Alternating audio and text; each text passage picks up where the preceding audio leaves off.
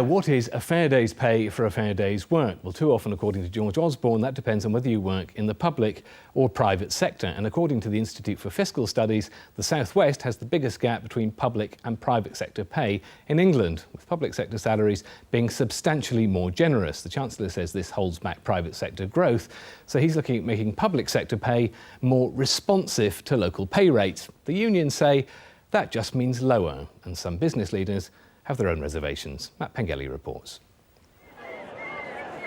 In November last year, many public sector workers in the South West went on strike over pensions. Now the Chancellor has set himself on a collision course with the unions again over local pay. The Treasury says public sector workers enjoy a premium wage, attracting people away from the world of private business. So we should see what we can do to make our public services more responsive and help our private sector to grow and create jobs in all parts of the country. Figures from the Office of National Statistics show there are more than 500,000 public sector workers in the South West, earning on average £60 a week more than their private sector counterparts. Sharon Robinson runs a recruitment agency in Cornwall. Jill Allen works at Cornwall Council and is a union official. Unsurprisingly, they've got very different views on the local pay proposal.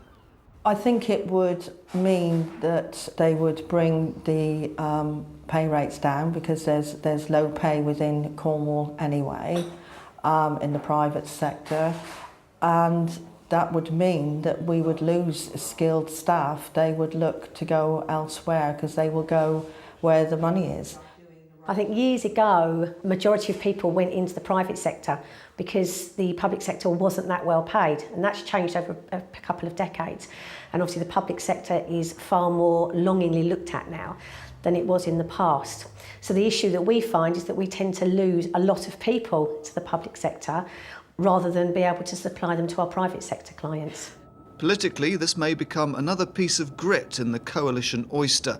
Some Liberal Democrats have made no secret of their scepticism. The South West does have a big gap between the private sector and the public sector, but what we don't want to see is a race to the bottom.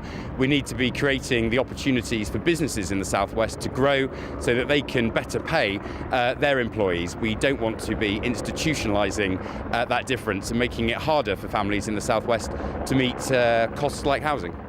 Yet on the Daily Politics show last week, it was clear this proposal has some high-level support. Well, what I find, I come from Cornwall originally, is that if you have one major employer or a sector actually able to pay significantly greater than the typical local average, it crowds out particularly smaller businesses. Pay review boards will examine the Treasury paperwork and report back later this year, but some government departments have been given the option of moving to a more local pay structure this year when the current pay freeze is lifted.